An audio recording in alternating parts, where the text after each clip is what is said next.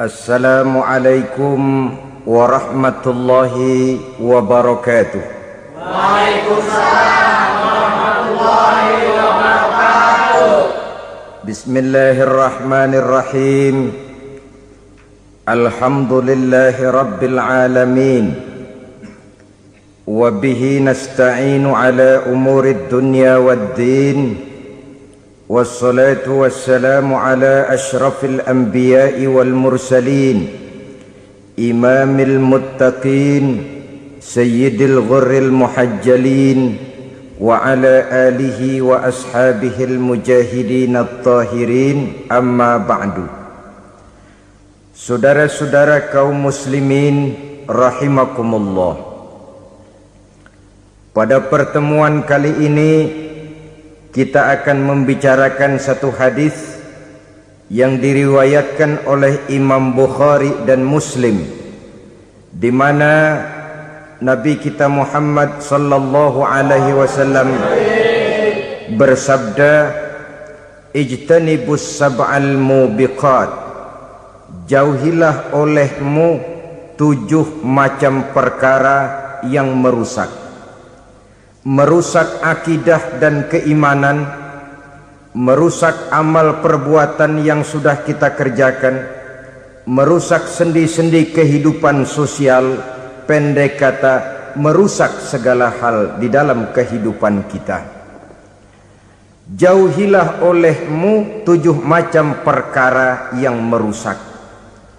Yang pertama, asyirku billah, menyekutukan Allah subhanahu wa ta'ala. Agama dimulai dari keyakinan, maka kehancuran agama selalu dimulai dari kehancuran keyakinan, iman atau akidah yang dimiliki oleh seseorang. Dan untuk menghancurkan nilai-nilai iman yang kita miliki ini, orang rasanya tidak akan menghantam kita dengan peluru kendali. Orang tidak akan mengirimkan nuklir ke sini. Orang tidak juga akan mengirimkan satuan militernya ke sini.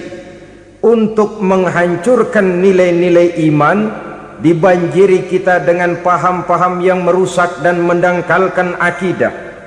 Baik ia bernama materialisme, baik ia bernama sekularisme, baik ia bernama banjirnya maksiat dan munkarat, baik ia bernama banjirnya peradaban dan kebudayaan yang menghancurkan moral daripada anak-anak kita, sedikit demi sedikit melenturkan dan melunturkan nilai-nilai keimanan kita, untuk kemudian pada waktunya nilai iman itu akan bertukar dan berganti menjadi nilai syirik kepada Allah subhanahu wa ta'ala.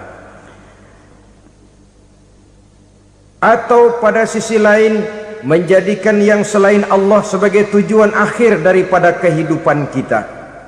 Sedangkan kita sama-sama maklum bahwa di dalam pandangan agama Islam, dosa yang tidak berampun, dosa yang terbesar, termasuk dalam kategori bapak moyangnya dosa, tidak lain adalah syirik, yakni menyekutukan Allah subhanahu wa ta'ala. Pola penghancuran iman ini memang berstrategi. Ditawarkan kita kepada paham materialisme, paham kebendaan, di mana otak menempati urutan sebagai ranking pertama, Tuhan jatuh pada urutan kedua. Lalu menyusul kepada paham sekularisme, Allah dipisahkan dari seluruh kegiatan hidup ini, untuk pada gilirannya menjadikan yang selain Allah sebagai tujuan akhir daripada seluruh kegiatan hidup kita. Oleh karenanya, kewajiban menjaga nilai-nilai iman ini merupakan kewajiban yang mulia tetapi berat, tidak hanya untuk kita, tetapi juga bagaimana mewariskannya kepada anak-anak kita, generasi yang akan datang. Orang-orang tua bijaksana yang diceritakan di dalam Al-Quran, kalau sudah berpikir tentang anak-anaknya, pertanyaan yang paling mereka risaukan ialah, ma ta'buduna min ba'di, anakku, kalau pada satu saat aku, ayahmu sudah tidak ada lagi di dunia ini, meninggalkan kamu semua, ma ta'buduna min ba'di, apa yang akan kamu sembah nak? Jikalau sekarang ayahmu masih mau ke masjid, masih mau melakukan rukuk dan sujud, masih beribadah menyembah Allah Subhanahu wa ta'ala, kalau orang tuamu sudah tidak ada, ma ta'buduna min ba'di, masihkah engkau mau datang ke masjid? Masihkah engkau mau rukuk dan sujud? Masihkah engkau mau menyembah Allah Subhanahu wa ta'ala? Pertanyaan ini yang dipikirkan oleh Nabi Yakub kepada putra-putranya. Pertanyaan ini yang diteruskan oleh Nabi Ibrahim kepada anak-anaknya.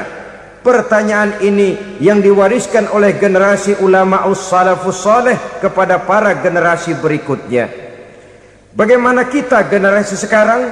Kita orang-orang tua sekarang bukan berfikir ma ta'buduna min ba'di, malah yang kita fikirkan ma ta'kuluna min ba'di. Kalau bapak tidak ada nanti kamu makan apa nak? Perkara kamu nyembah apa, urusan nomor 18. Yang penting kamu nanti hidup bisa makan nak. Maka kita sibuk mewariskan harta kepada anak-anak kita. Kita sibuk mewariskan kebun dan tanah kepada anak-anak kita. Kita sibuk mewariskan pabrik kepada anak-anak kita, sementara kita lupa mewariskan intan yang paling mahal, mewariskan mutiara yang paling berharga, yaitu nilai iman kepada Allah Subhanahu wa ta'ala.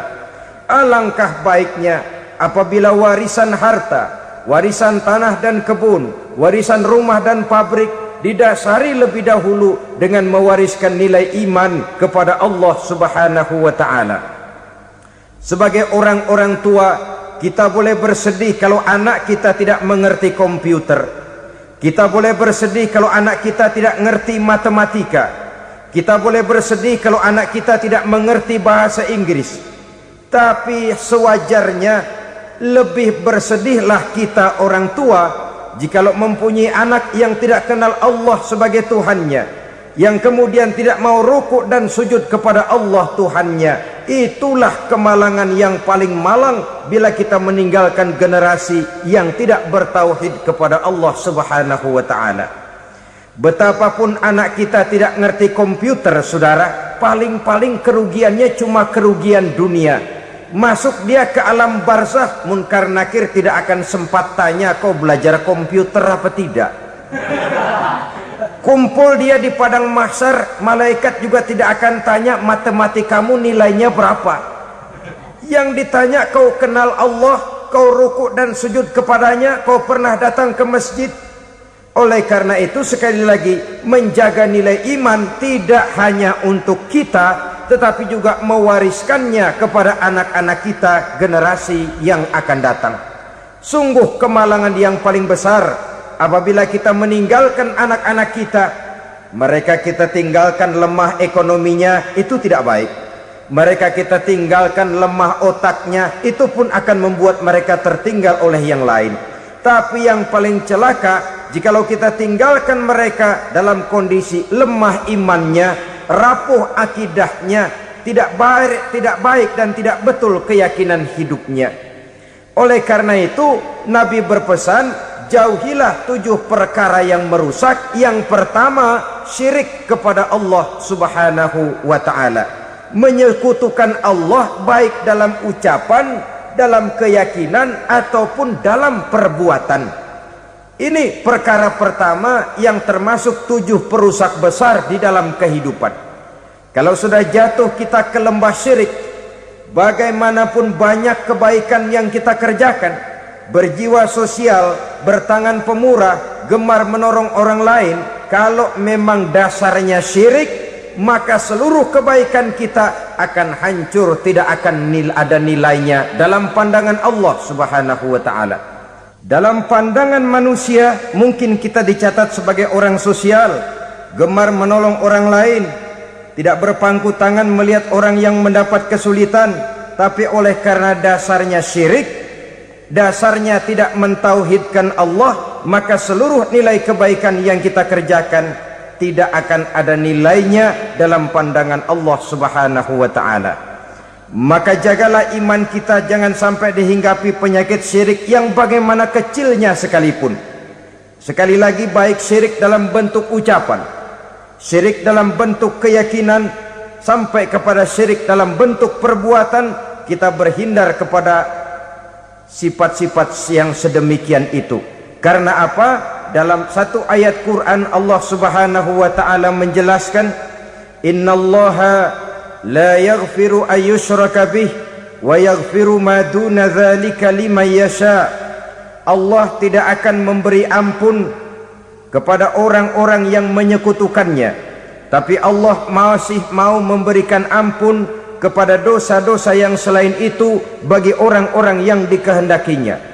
Dosa selain syirik, apabila kita bertaubat, Allah masih mau mengampuni.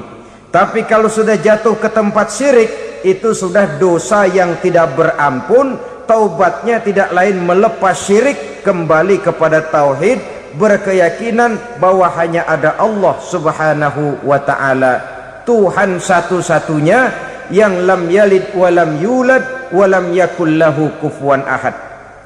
Tidak beranak, tidak pula diperanakkan, dan tidak satupun yang dapat menyerupai Tuhan Allah Subhanahu wa ta'ala. Saudara-saudara kaum muslimin rahimakumullah, bahwa kita di zaman sekarang memang tidak menyembah berhala, ya. Bahwa kita tidak berterang-terangan mengatakan Tuhan lebih dari satu, memang. Bahwa kita tidak berkeyakinan Tuhan itu punya anak atau diperanakkan, tentu. Tapi dalam perbuatan dan i'tiqad, kita kadang-kadang jatuh tanpa kita sadari ke tempat yang bernama syirik ini.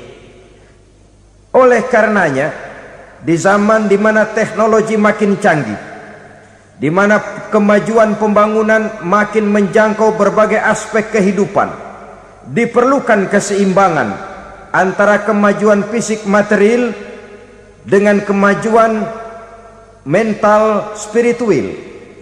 Apabila tidak ada keseimbangan, yang terwujud tentulah kepincangan, yang diawali dengan pincangnya cara kita berpikir, sehingga pada akhirnya akan mengarah kepada pincangnya cara kita berbuat dan bertindak di dalam kehidupan kita. Oleh karena itu Nabi berpesan, jauhilah sifat syirik, karena syirik merupakan dosa yang teramat besar. Ini sifat merusak yang pertama. Yang kedua, kata Nabi, wasihra, jauhilah sihir. Sihir ini juga termasuk perkara yang merusak kehidupan. Kita semua sama-sama maklum bahwa sihir sebenarnya bukan persoalan baru. Sejak sebelum datang Islam, sihir itu sudah ada. Di zaman Yunani kuno, sihir ada. Di zaman Mesir kuno, di zaman Cina kuno, dan yang lain-lain yang serba kuno, sihir itu sudah ada. Bahkan para nabi pun, para rasul yang diutus oleh Allah Subhanahu wa ta'ala, senantiasa berhadapan dengan ahli-ahli sihir untuk menguji kebenaran dari misi yang mereka bawa. Sihir adalah perbuatan di luar kebiasaan yang bisa dikerjakan oleh ahlinya dengan bantuan jin atau setan. Hukum mempelajari sihir adalah haram, mengamalkannya lebih haram lagi. Sebab itu saudara-saudara, sihir merupakan perbuatan merusak yang harus kita jauhi. Ciri-ciri daripada perbuatan sihir, pertama, ia mengandung tipuan, bayangan khayal. Di zaman Nabi Musa misalnya, orang melihat tambang-tambang itu seperti ular. Nabi Musa melayangkan tongkatnya menjadi ular-ular besar yang memakan ular-ular kecil ciptaan tukang-tukang sihir Fir'aun tadi. Lalu sihir bisa terjadi dengan bantuan jin kafir atau setan. Kemudian ciri yang ketiga, sifatnya halus dan tersembunyi.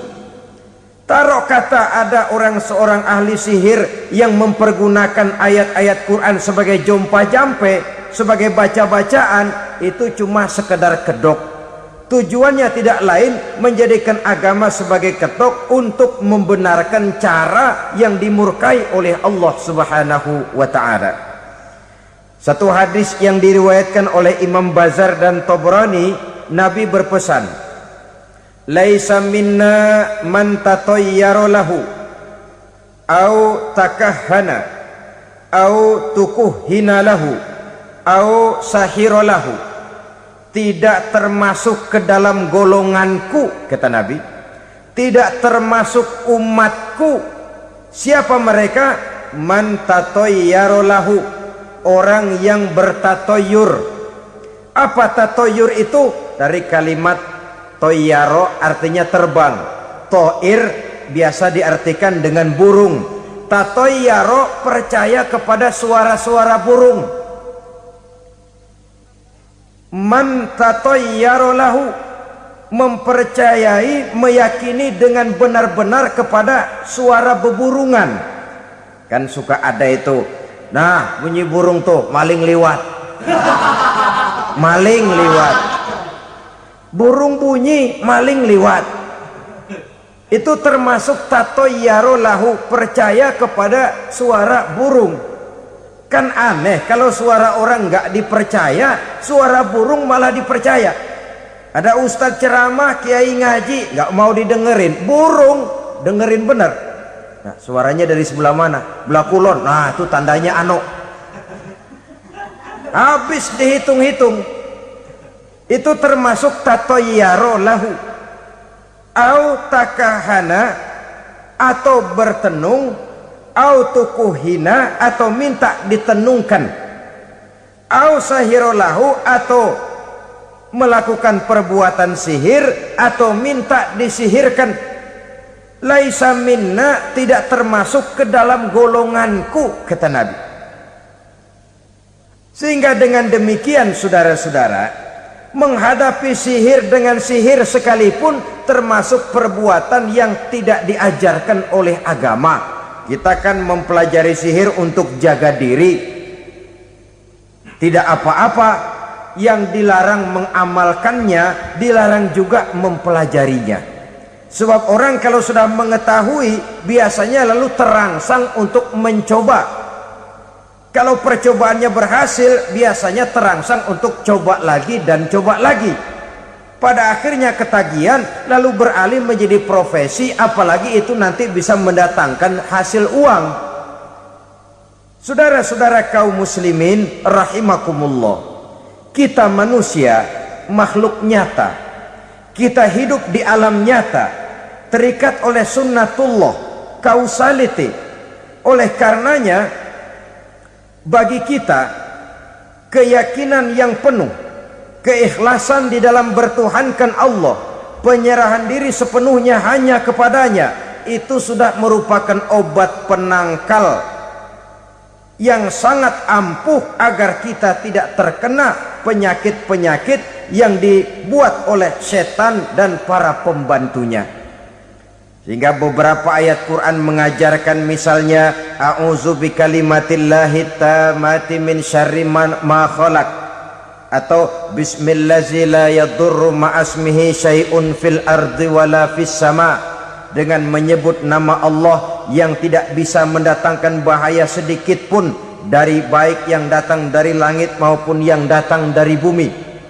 Jiwa yang kosong dari keyakinan yang penuh kepada Allah, jiwa yang penuh was-was dan ragu-ragu, itu yang mudah terserang oleh penyakit-penyakit yang dikerjakan oleh para tukang-tukang sihir, yaitu oleh setan dan seluruh para pembantunya. Kemudian hadis kedua yang diriwayatkan oleh Imam Ibnu Hibban, Nabi bersabda, la yadkhulul jannata mudminu khamrin wala mu'minu bisihrin wala qati'u rahmin. Tidak masuk surga. Ini Nabi yang bilang, tidak masuk surga. Siapa itu? Pertama, mudminu khamrin, orang yang berkekalan dalam mabuk, selalu mukminun itu sudah menjadi perbuatan rutinnya, tidak kapok-kapoknya, teler seumur hidup. Mudminu khamrin, tidak masuk surga orang yang selalu bermabuk-mabukan. Yang kedua, wala mu'minu bisihrin, orang mukmin tapi main sihir. Ini juga oleh Nabi diperingatkan, tidak akan masuk surga orang mukmin tapi suka main sihir. Wala qati'ur rahmin, dan tidak juga orang yang memutuskan silaturahmi. 3 macam manusia yang diperingatkan Nabi tidak akan masuk surga: orang yang selalu mabuk, orang mukmin yang main sihir, dan orang yang memutuskan silaturahmi. Saudara-saudara kaum muslimin rahimakumullah. Lalu orang berkata, kenapa dilarang kita bersihir? Padahal Rasul sendiri kan punya mukjizat. Nah, kita memang harus membedakan antara mukjizat dengan sihir. Dalam kehidupan agama kita kenal ada yang namanya mukjizat, ada yang namanya karomah atau keramat biasa diucapkan, ada yang namanya maunah, ada yang namanya irhas, ada juga yang namanya sihir. Kesemuanya ini berbeda, saudara-saudara. Yang dinamakan mukjizat itu khusus untuk para rasul saja. Satu kejadian luar biasa yang terjadi dilakukan oleh rasul atas izin dari Allah Subhanahu wa taala. Perbedaannya dengan sihir jelas. Sihir dari setan, mukjizat dari Allah. Sihir bisa dipelajari, mukjizat tidak. Sihir umumnya untuk maksud-maksud yang tidak baik, sedangkan mukjizat untuk memperkuat kebenaran yang disampaikan oleh para rasul dan ditentang oleh umatnya. Bahkan kafir Quraisy dahulu menganggap orang-orang ahli sihir itu berada dalam satu posisi yang hina, sehingga mereka mengatakan dan menuduh Nabi Muhammad sebagai tukang sihir. Tuduhan sebagai tukang sihir adalah tuduhan yang sangat aib dan hina. Di tengah masyarakat kufar jahiliyah, kedudukan tukang sihir dipandang sebagai kedudukan yang hina, sehingga mereka mengejek Nabi dengan sebutan tukang sihir. Jadi mukjizat hanya untuk Rasul saja. Kemudian karomah. Karomah ini asal kata dari karomah, kehormatan, kemuliaan yang diberikan Allah kepada hamba-hambanya yang rajin mendekatkan diri kepadanya. Oleh karena ketekunannya melaksanakan ibadah, Allah memberikan keistimewaan kepada orang itu, yang dengan keistimewaannya dia bisa mengerjakan yang tidak bisa dikerjakan oleh orang lain. Karomah hanya bisa dicapai dengan prestasi ibadah.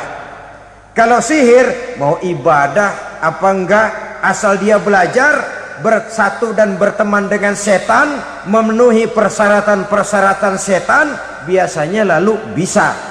Sedangkan karomah tidak mungkin terwujud tanpa orang mendekatkan diri sedekat-dekatnya kepada Allah Subhanahu wa ta'ala. Maka kita lihat biasanya orang-orang yang punya ilmu sihir, mukanya rata-rata nggak enak dilihat. Kumuh, jauh dari air wudhu, jauh dari sujud kepada Allah, malah berteman dengan setan, menjadi pelayan-pelayannya setan. Saudara-saudara, adapun maunah, keistimewaan yang diberikan Allah kepada hamba-hambanya yang belum sampai kepada tingkat wali, tapi orang itu lebih banyak kebaikannya daripada kesalahannya. Umpamanya, saudara jalan bertiga di pinggir jalan, saudara ada pada posisi di tengah, lalu bertiga ini ketabrak mobil. Menurut perhitungan saudara mati lebih dahulu. Tapi terjadi hal yang aneh, dua teman saudara mati, saudara malah cuma luka dan lecet sedikit saja. Apa itu? Kalau kita lebih banyak kebaikannya daripada kesalahannya, itu yang dinamakan ma'unah, pertolongan yang diberikan Allah kepada hamba-hambanya yang lebih banyak kebaikannya daripada kesalahannya. Sedangkan yang dinamakan irhas, kejadian luar biasa pada diri seseorang pada waktu dia masih kecil, yang menunjukkan tanda-tanda keistimewaannya. Itu umumnya pada para nabi pada usia kecilnya sudah ada irhas, tanda-tanda istimewa. Jelas baik mukjizat, karomah, maunah maupun irhas berbeda dengan sihir. Sihir ini jelas saja merupakan bantuan dan persekutuan antara manusia dengan setan.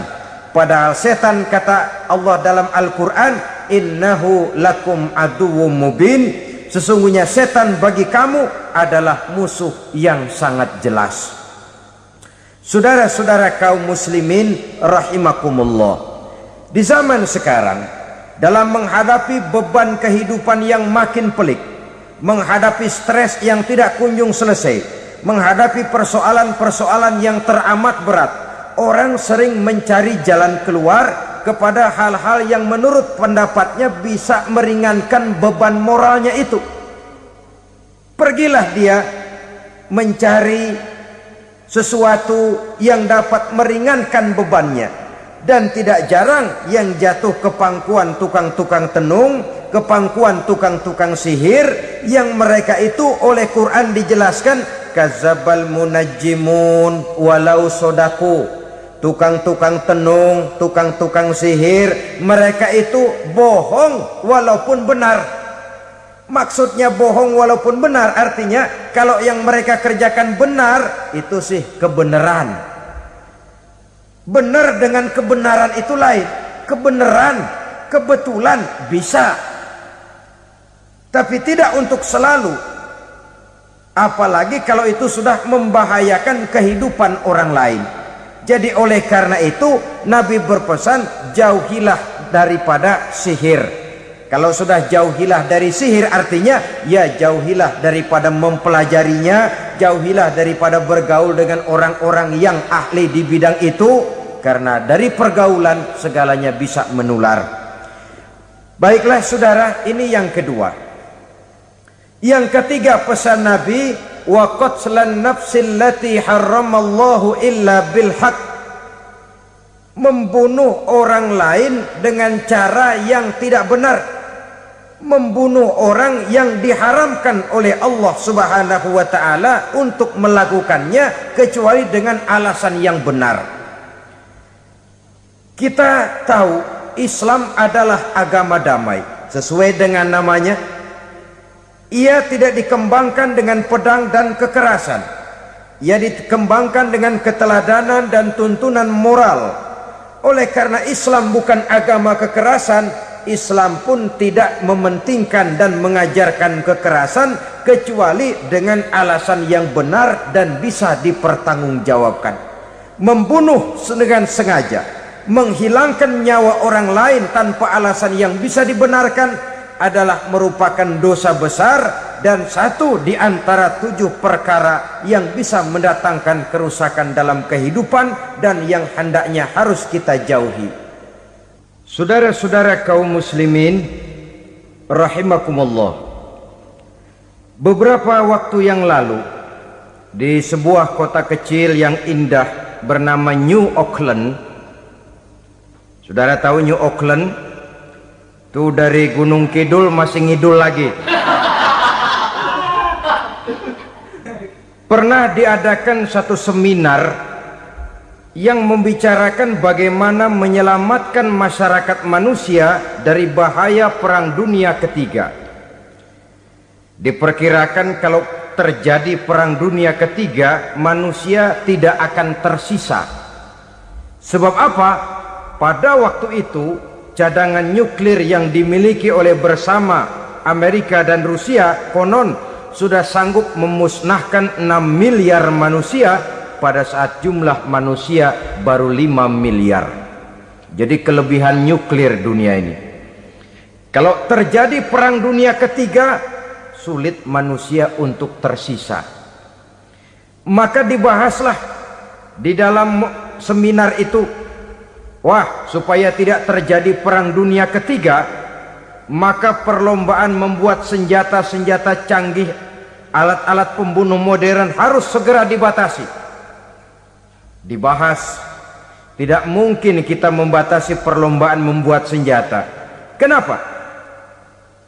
Makin maju ilmu dan teknologi, makin canggih senjata yang ditemukan.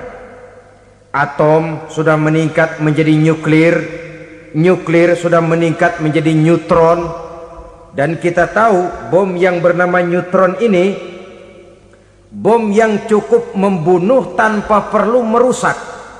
Artinya kalau dia diledakkan di kota kita ini, bangunan utuh, jembatan tidak ambruk, rumah-rumah tetap berdiri, tapi semua yang bernama hidup mati. Itu katanya lebih sopan dari bom atom. Sebab kalau si atom ini sudah membunuh, merusak pula. Neutron cukup membunuh saja tanpa perlu merusak.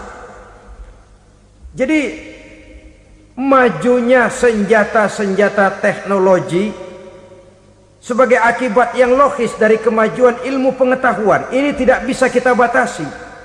Dan memang sebenarnya yang bahaya bukan senjatanya, tapi manusia yang mengendalikan senjata itu. Mereka kembali kepada prinsip the man behind the gun. Bukan senjatanya yang bahaya, tapi manusia yang mengendalikan senjata itu yang bahaya. Walaupun senjatanya modern, katakanlah model M16 umpamanya, kalau yang mengendalikannya orang beriman, insya Allah aman. Tapi biar megang cuma senapan angin, kalau yang megang orang brutal, ngeri kita deket-deket. Apalagi kalau memang bukan ahlinya menggunakan senjata, bisa ngeker kaki kena jidat.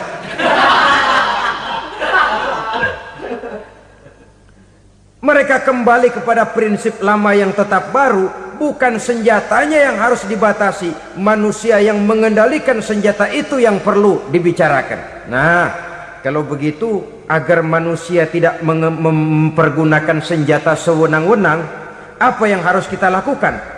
Ya, manusianya harus bermoral. Ya, tapi moral yang mana? Di dunia ini banyak ajaran tentang moral. Itu pun mudah saja. Di sini kan kita undang saja ahli dari berbagai agama untuk membicarakan konsep perdamaian menurut agamanya masing-masing.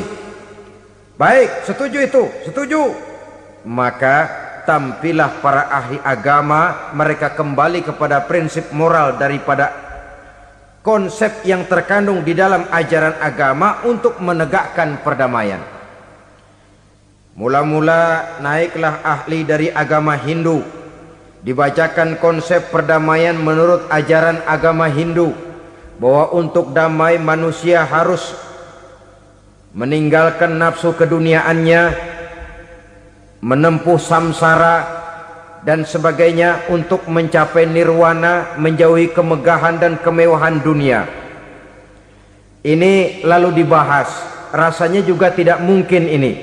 Kemudian dari agama Nasrani, bahwa untuk damai manusia harus menciptakan sifat kasih sayang. Kalau ditampar pipi kiri, berikan pipi yang kanan. Kalau diberikan selendang, berikan baju. Nanti orang kasihan, lalu dia tidak akan nampar lagi. Ketika ini dibahas, ternyata rasanya pun tidak mungkin bisa diterima. Karena apa?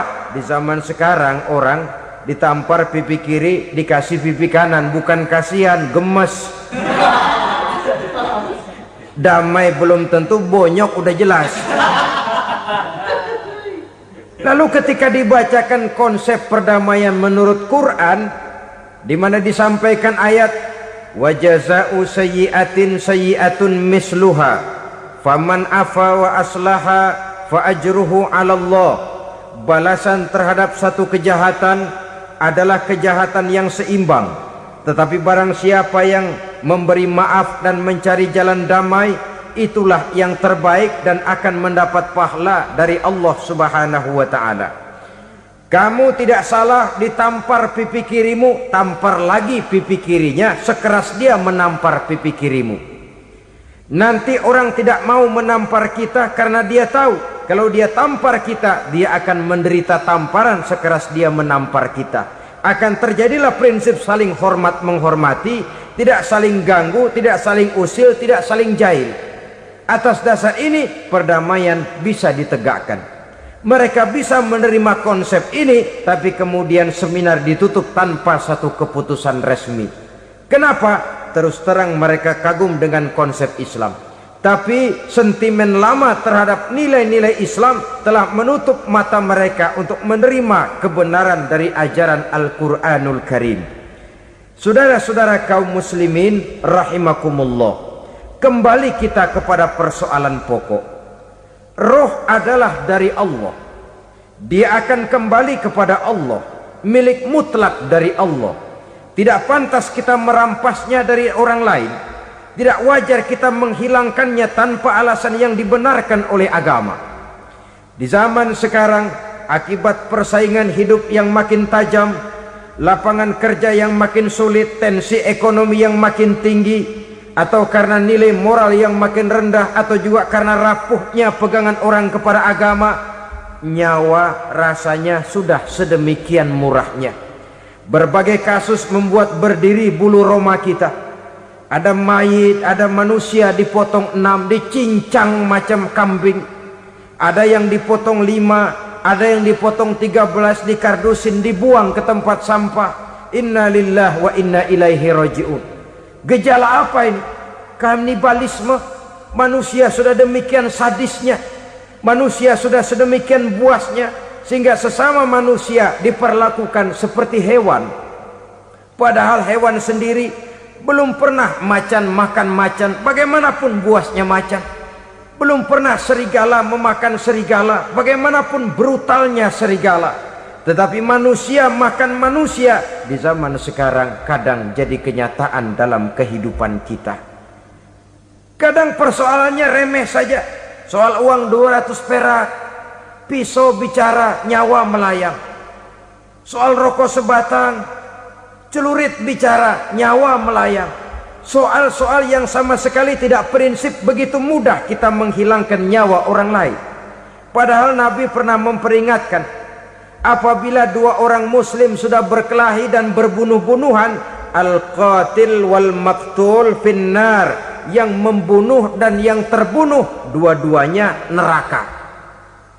Sahabat heran, ya Rasul, kalau yang terbunuh, kalau yang membunuh masuk neraka itu sih wajar, tapi yang terbunuh kenapa neraka juga?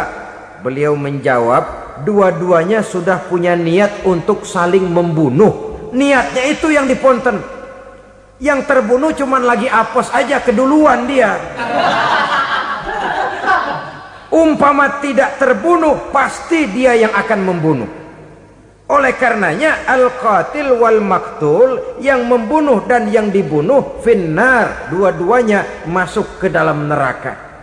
Islam menghormati kehidupan, tidak hanya terbatas kepada sesama muslim, orang-orang yang berlainan agama pun yang mau hidup berukun, damai, berdampingan dengan umat Islam, jiwa mereka, darah mereka dilindungi oleh nilai-nilai Islam yang disebut dengan kafir zimmi ini. Mengganggu mereka sama saja dengan mengganggu aku, kata Nabi. Jadi oleh karena itu, sayangilah sesama. Kehidupan adalah anugerah Allah, bukan wewenang kita untuk mencabutnya dari orang lain, bukan wewenang kita untuk merampas dan menghilangkannya dari orang lain. Apa yang tidak enak terjadi pada diri kita, begitu pula lah apabila terjadi pada diri orang lain. Sehingga Nabi mengatakan, la yu'minu ahadukum hatta yuhibba li akhihi ma yuhibbu li nafsihi. Belum dikatakan beriman seseorang kamu apabila dia belum mencintai saudaranya seperti ia mencintai dirinya sendiri. Apa yang enak dirasakan oleh orang lain, enak juga dirasakan oleh dia.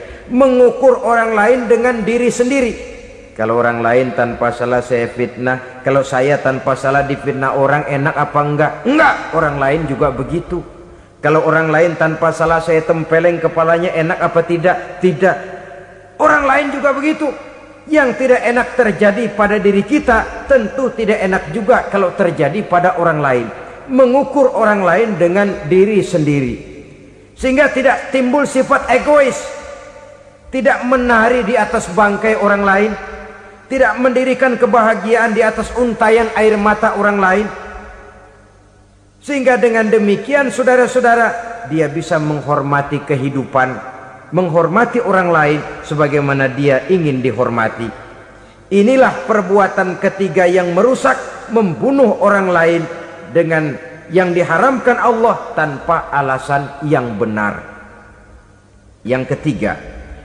Kemudian yang keempat, perbuatan merusak wa aklar riba, makan riba. Hidup adalah tolong menolong. Bahasa kerennya take and give katanya. Saling memberi dan saling menerima. Nabi mengajarkan man kuraba kurbatan min kurabid dunya karaballahu lahu kurbatan min kurabi yaumal qiyamah wallahu fi aunil abdi madamal abdu fi auni akhihi. Siapa yang meringankan beban dari beban-beban yang diderita seseorang di dalam kehidupan dunia, Allah akan meringankan bebannya daripada beban-beban yang harus dipikulnya di hari kiamat nanti. Wallahu fi aunil abdi madamal abdu fi auni akhihi. Allah senantiasa akan menolong seorang hamba selama hamba itu masih mau menolong saudaranya. Allah selalu akan menolong seorang hamba selama hamba itu masih mau menolong saudaranya. Apabila kita sudah berpangku tangan terhadap kesulitan orang lain, biasanya pun pada saat kita mendapat kesulitan, kita akan sulit juga memperoleh pertolongan. Nah, riba alias renten, kedoknya adalah menolong orang, tapi sama juga bulu buntutnya dilepas, palanya dicekek. Menolong orang pada akhirnya menjadi beban bagi seseorang, dan memang mencari orang-orang yang berada dalam posisi kesulitan. Biasanya di daerah-daerah di mana musim paceklik, jadi lapangan kerja sulit, sedangkan urusan perut tidak bisa ditunda. Akhirnya orang terjebak ke dalam rentenir, ke dalam riba, ke dalam renten. Bunga berbunga, sehingga satu saat jumlah bunganya bisa lebih besar dari jumlah pinjaman pokoknya. Kemudian kalau juga ternyata tidak bisa dibayar, rumah jadi taruhan. Memang rumah satu-satunya, begitu rumah ditarik mulain camping. Bukankah pada akhirnya akan mewariskan kesengsaraan? Oleh karena itu, kepada kita berusahalah jangan berhubungan dengan rentenir, jangan makan renten dan riba. Kepada mereka yang melaksanakan riba, walaupun mendatangkan keuntungan materi, tapi percayalah, harta yang didapat dengan jalan riba tidak akan membawa keberkahan. Manakala tidak membawa keberkahan, dia tidak akan mendatangkan ketenangan di dalam kehidupan kita. Oleh karenanya, memakan harta riba termasuk perbuatan yang merusak sendi-sendi kehidupan sosial, merusak kehidupan orang lain, merusak kehidupan masyarakat, tetangga, pergaulan dan sebagainya. Yang kelima, wa akla malil yatim, memakan harta anak yatim dengan cara yang zalim. Nih, memang lezat. Anak yatim itu nggak tahu urusan apa-apa. Kita diamanahkan untuk mengurusinya. Kadang-kadang dibentuklah panitia penyantunan yatim piatu. Yatimnya mah tetap kelaparan, panitianya yang pada gendut.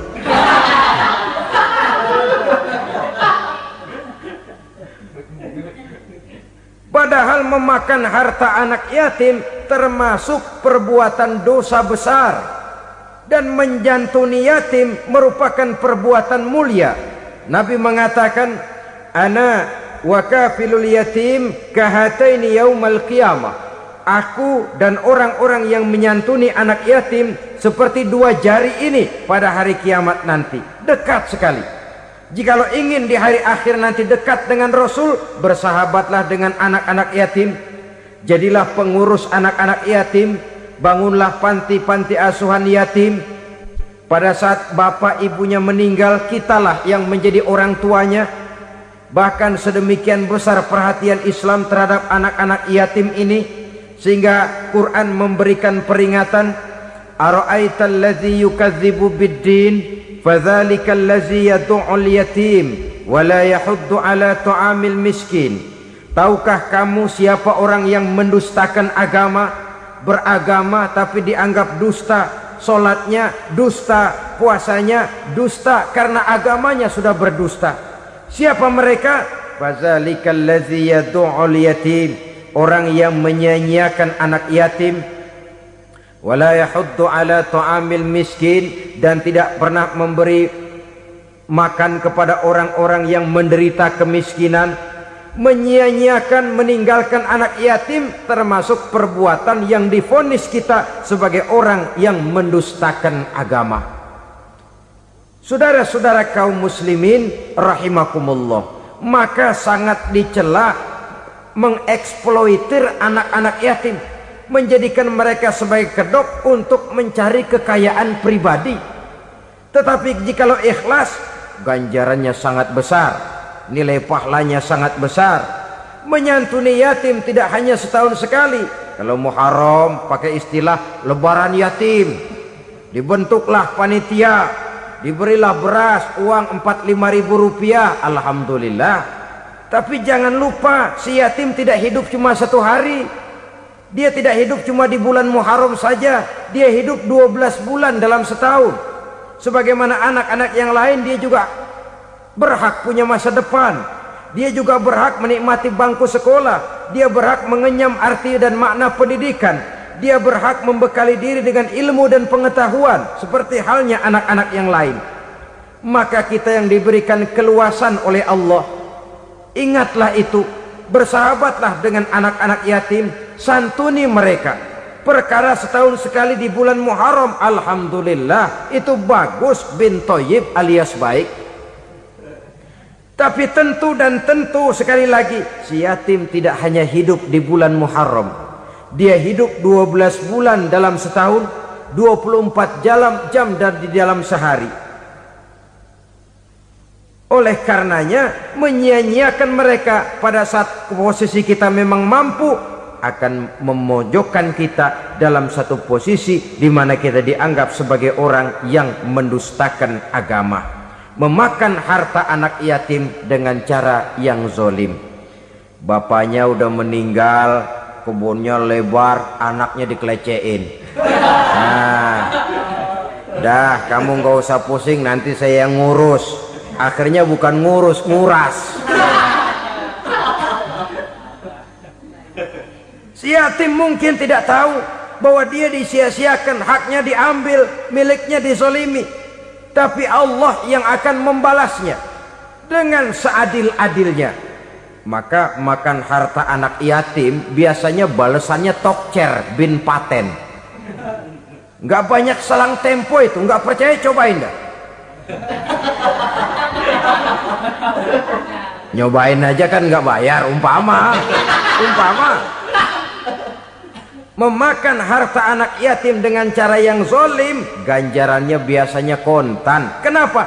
Ratapan si miskin, untayan air matanya, jeritan kepedihan hatinya, membuka pintu langit, permohonannya diijabah, getaran hatinya didengarkan oleh Allah, maka balasannya biasanya kontan, spontan, tidak menunggu waktu terlalu lama. Itu di dunia, belum lagi di akhirat nanti. Bukankah dalam riwayat Mi'raj diceritakan Nabi melihat di neraka itu orang perutnya sebesar rumah? La haula wala quwata. Itu perut kayak rumah, bagaimana jalannya tuh orang? Dan memang gak jalan, diseret-seret oleh malaikat di neraka itu. Hancur perutnya, amburadul itu perut.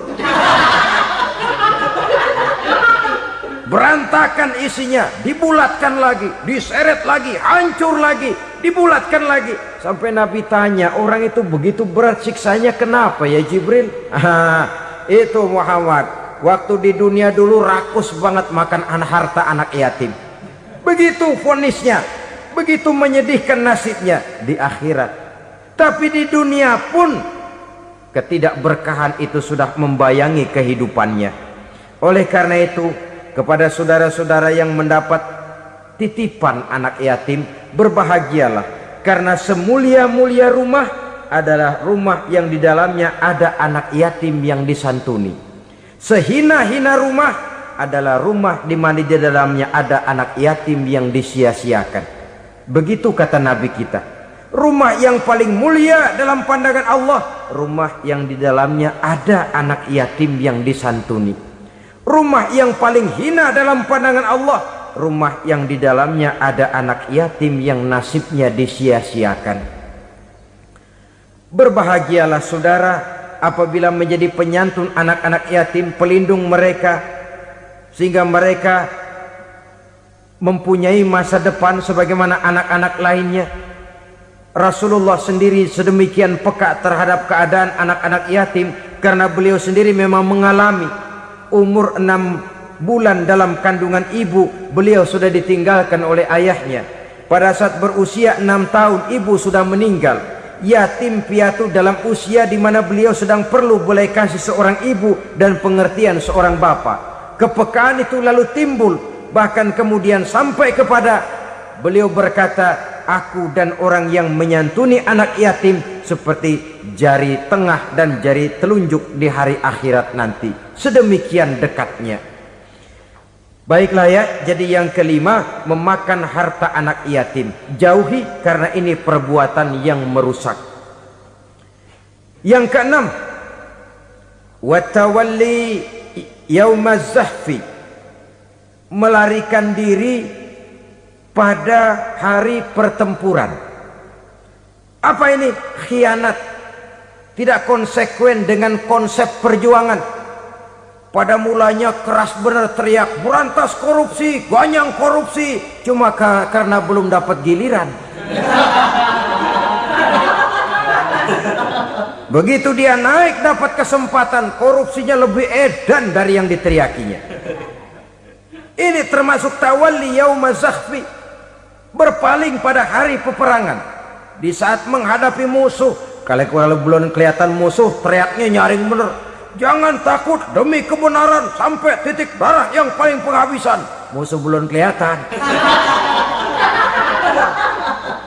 Begitu musuh sudah kelihatan, paling dulu lari ke belakang.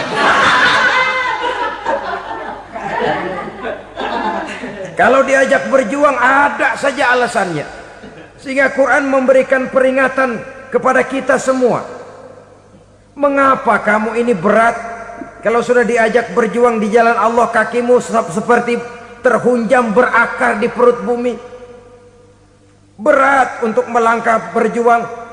Lari dari pertempuran tidak konsekuen dengan konsepsi perjuangan. Mau enaknya saja. Dalam kondisi yang sulit lalu berpangku tangan. Ini termasuk ciri munafik yang di dalam Al-Quran disindir dengan bahasa kullama adha'a lahum masyaufi wa iza azlama alaihim qamu. Waktu terang mereka jalan, giliran gelap mereka mandek. Artinya, maksudnya kalau giliran ada untungnya aja rame-rame teriak Islam. Tapi begitu diminta berjuang, dituntut berkorban, rame-rame mundur. Waktu dilihat di Islam ada untungnya, rame-rame teriak Islam. Pak, saya Islam banget, Pak. KTP saya Islam, Pak. Pokoknya Islam banget dah. Tapi ketika diminta berjuang, dituntut sedikit berkorban, rame-rame mengundurkan diri. Tahun 65 PKI berontak. Waduh, waktu itu jadi orang Islam untung itu. Nggak dikejar-kejar, aman. Masjid rame, mobil-mobil mewah parkir di depan musola dan masjid. Kenapa? Waktu itu asal udah ke masjid aman, Islam selamat, untung. Tapi begitu keadaan aman, yang parkir di musola sepeda butut melulu.